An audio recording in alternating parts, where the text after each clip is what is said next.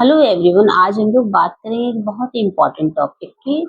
और वो है कि जब कोई कपल अपना जांच कराता है और हस्बैंड की जो सीमेन एनालिसिस की रिपोर्ट है उसमें ये आता है कि एक भी स्पर्म नहीं है, यानी जीरो स्पर्म काउंट है, जिसे हम बोलते हैं एजोस्पर्मिया। तो क्या ऐसा कपल जो है इसमें फादर अपने ही स्पर्म से अपने बच्चे का पिता बन सकता है कि नहीं, ये जानकारी देनी है।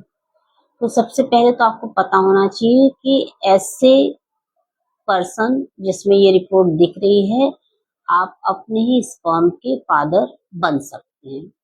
देखिए, स्पर्म जो होते हैं अपने भी यूज होते हैं और डोनर स्पर्म भी यूज होते हैं। कई बार लोगों को ये डर होता है कि हम इनफर्टिलिटी क्लिनिक में जाएंगे या आईवीएफ के लिए जाएंगे तो किसी दूसरे के स्पर्म डाल दिए जाएंगे। ऐसा नहीं होता है। जब आप बताते हैं कि आपको डोनर स्पर्म चाहिए, आप परमिशन देते हैं, कंसेंट देते हैं, तो ही किसी और के स्पर्म यूज किए जाते हैं। और वो स्पर्म भी पहले उस पर्सन की जांच होती है, बहुत सारे वायरल मार्कर्स होते हैं, जेनेटिक टेस्ट होते हैं, वो सब करके हम लोग अच्छे स्पर्म लेके फ्रिज में स्टोर करके रखे जाते हैं और आपके कंसेंट के बाद ही यूज किए जाते हैं। तो अगर आपके अपने स्पर्म यूज होने हैं, अगर आपकी रिपोर्ट में है कि एक भी स्पर्म नहीं है, तो भी आप पिता बन सकते हैं। कैसे बन सकते हैं? कि जो स्पर्म के बनने की जगह है और जो इजैकुलेट होने की जगह है वो दोनों अलग अलग होती हैं।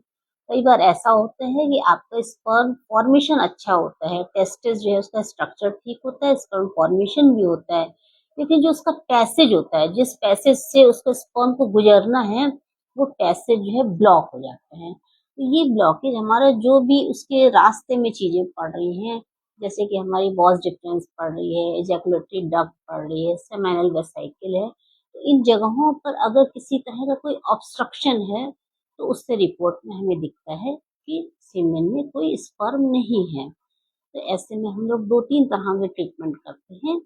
एक तो हम लोग ये करते हैं कि जो ऑब्स्ट्रक्शन हमको दिख रहा है उसके लिए हम लोग माइक्रो सर्जरी करते हैं।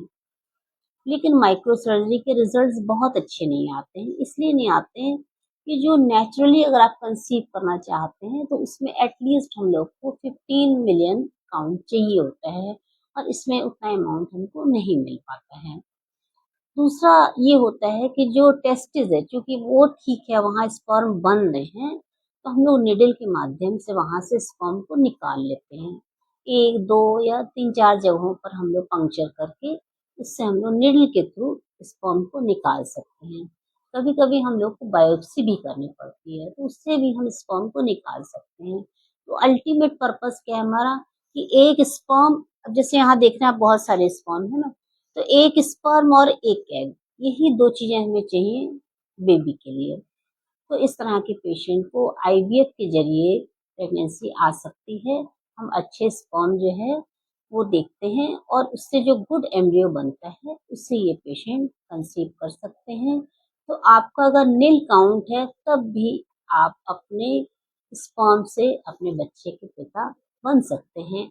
अगली वीडियो में हम लोग बताएंगे कि और कौन कौन सी प्रॉब्लम्स हैं मेन इनफर्टिलिटी। Thank you.